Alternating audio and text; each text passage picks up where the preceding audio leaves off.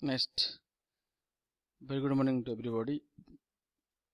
Myself, Arun Ranjan Naik, HOD Electrical Engineering in Nilachal Polytechnics. Today I am going to explain regarding Chapter 9 of GTD subject belongs to 4th semester Electrical Engineering Diploma. Name of the chapter is Tariff. Tariff. Definition of the tariff. The rate at which electrical energy is supplied to a consumer is known as tariff. The cost of producing electricity depends upon the magnitude of electricity consumed by the load. The tariff fixation has to be given to different types of consumers, that is industrial, domestic and commercial. Tariff fixing for different consumers is more complicated. Objective of tariff. Electrical energy is sold at such a rate so that it not only returns the cost but also earns reasonable profit. The tariff should include the following objectives: recovery of cost of producing electrical energy at the power stations, recovery of cost of capital investment in transmission and distribution systems,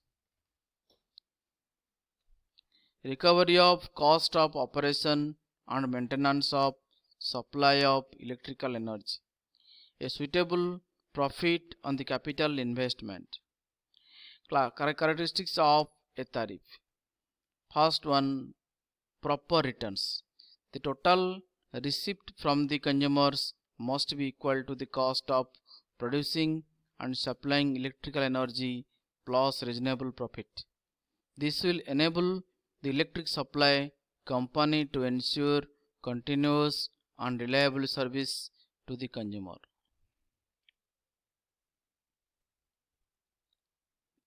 Second one is fairness. The tariff must be fair so that different types of consumers are satisfied with the rate of charge of electrical energy.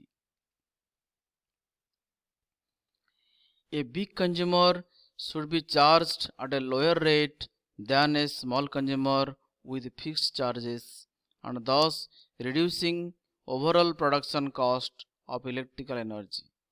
A consumer whose load condition do not deviate much from non-variable load should be charged at a lower rate than big consumers with variable load. Third one is simplicity. The tariff should be simple so that an ordinary consumer can easily understand it. A complicated tariff may cause an opposition from the public, which is generally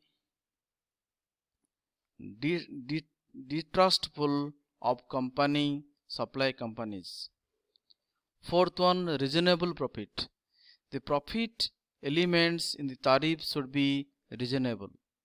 An electric supply company is a public utility company and generally enjoys the benefit of monopoly.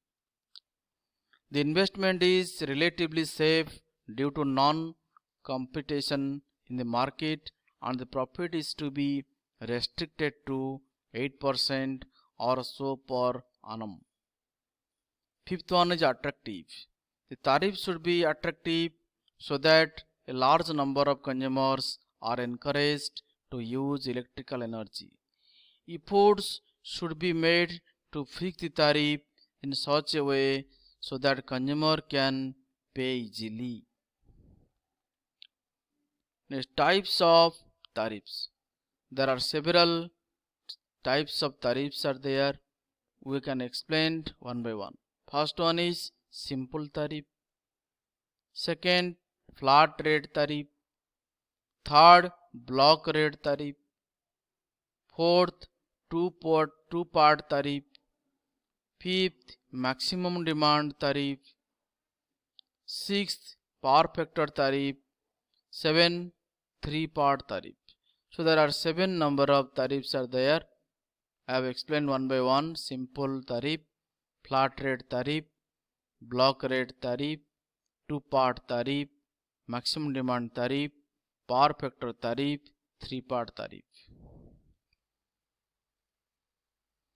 So first one is simple tariff. When there is a fixed rate per unit of energy consumed, it is called simple tariff or uniform rate tariff. Advantage of simple tariff. In simple tariff, the cost does not vary with increase or decrease in number of units consumed. The consumption of electrical energy at the consumer terminals is recorded by means of an energy meters. This is the simplest of all tariffs and is easily understood by the consumers. Disadvantages of simple tariff. First one, every consumer has to pay equally for the fixed charges irrespective of the load variations. Second, the cost per unit delivered is high. Third, it does not encourage the use of electricity. Second one, the flat rate tariff. When different types of consumers are charged at different uniform per unit rates, it is called a flat rate tariff. In this type of tariff, the consumers are grouped into different classes and each class of consumers is charged at different uniform rate. The different classes of consumers are made taking into account their diversity and load factor. Advantage of flat rate tariff. This tariff is more benefit to different types of the consumers. Flat rate tariffs is quite simple in calculations. Disadvantage of flat rate tariff. Separate meters are required for lighting load, power load, etc. The application of such a tariff is expensive and complicated. Third one, a particular class of consumer is charged at the same rate irrespective of magnitude of energy consumed. Next one is block rate tariff.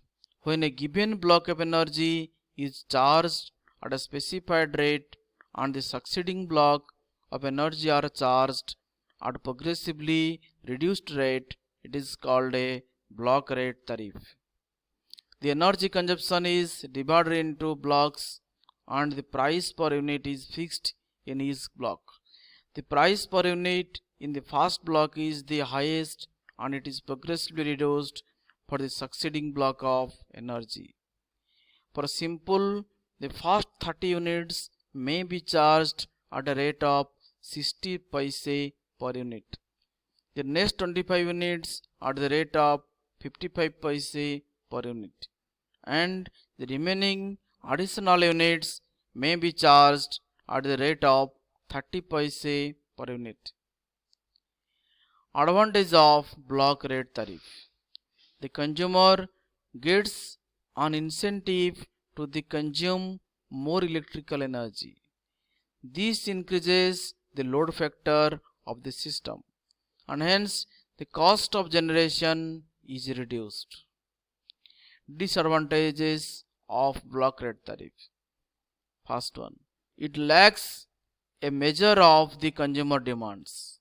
Second, this type of tariff is being used for majority of residential and small commercial consumers. Fourth one is two-part tariff. When the rate of electrical energy is charged on the basis of maximum demand of the consumer and the unit consumed, it is called a two-part tariff.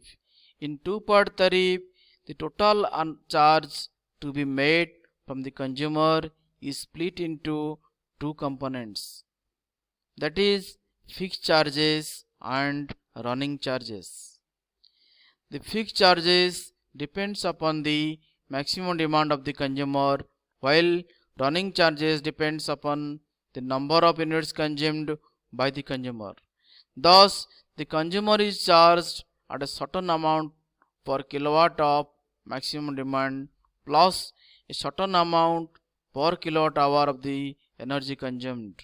That is, total charges is equal to B into kilowatt plus C into kilowatt hour, where B is the charge per kilowatt hour of maximum demand and C is the charge per kilowatt hour of energy consumed.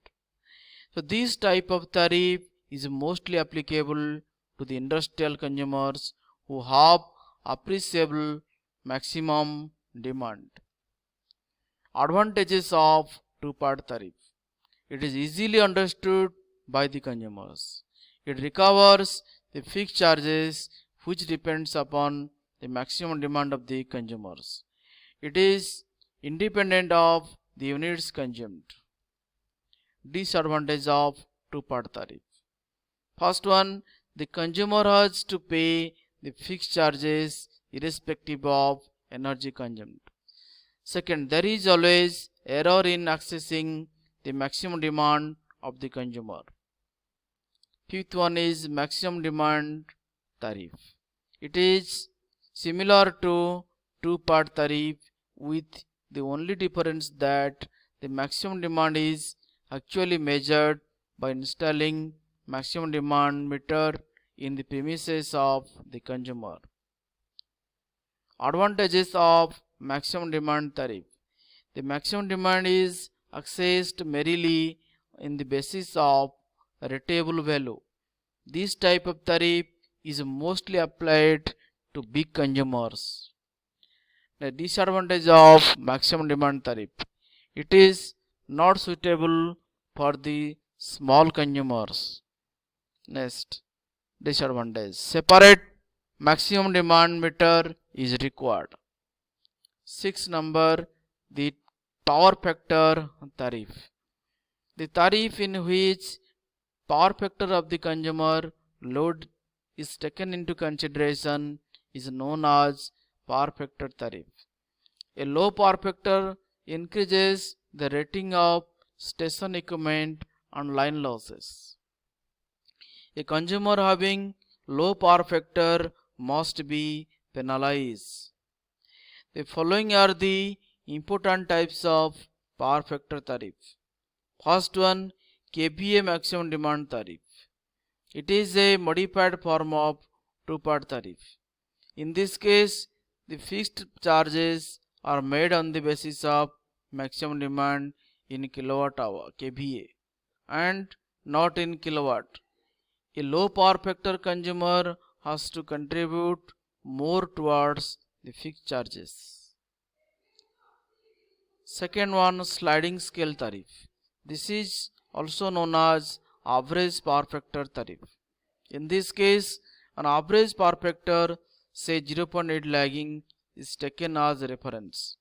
If the power factor of the consumer falls below this factor, suitable additional charges are made. If the power factor is above the reference, a discount is allowed to the consumer. Third one, kilowatt and kVA tariff. In this type, both active power in kilowatt and reactive power in kVA supplied are charged separately. A consumer having low power factor will draw more reactive power and hence shall have to pay more charges. 7. Three-part tariff. When total charge to be made from the consumer is split into three parts, that is fixed charge, semi-fixed charge and running charge, it is known as three-part tariff. The total charge is equal to A plus B into kilowatt plus C into kilowatt hour, where A is equal to fixed charge made during each billing period. B is equal to charge per kilowatt of maximum demand. C is equal to charge per kilowatt hour of energy consumed. It may be seen that by adding fixed charge to two-part tariff, it becomes three-part tariff. The principal objection of this type of tariff is that the charges are split into three components. This type of tariff is